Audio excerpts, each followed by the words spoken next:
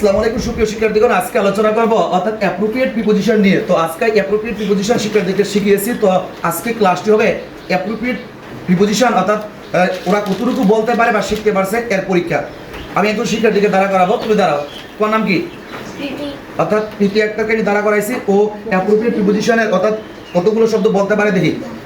Die of, die for, die by, die from, কিছু খেয়ে বলা, কল ইন, ডাকা, কল এট, স্মরণ করা, কল এট, কোথাও গিয়ে দেখা করা, কল আপন, স্মরণ করা, মেড ইন, কোনো দেশের তৈরি, মেড বাই, কোম্পানি তৈরি, ব্রেক আপ, ছুটি হওয়া, ব্রেক ডাউন,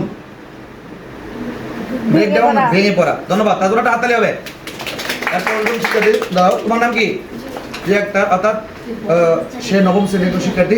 তো তুমি বলো পুট আপ, সহ্য করা, পুট আপন, sorry put on, put on পরিধান করা, পুট অফ, পুট অফ ফেলে রাখা, পুট আউট, নিভিয়ে ফেলা, মেড ইন, কোনো দেশে তৈরি, মেড বাই, কোনো কোম্পানি তৈরি, কল ইন, টাকা, কল এট, কোনো কোথাও গিয়ে দেখা করা, কল আপন।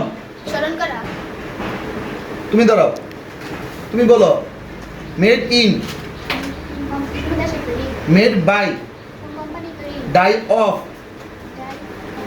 ডাই অফ, রোগে মরা, ডাই ফর, ডাই বাই, দুর্ঘটনা করা, ডাই ফ্রম, কিছু নিয়ে নেওয়া, কাম বাই, আশা, কাম বাই, খাওয়া, কাম রাউন্ড, সুস্থ হওয়া।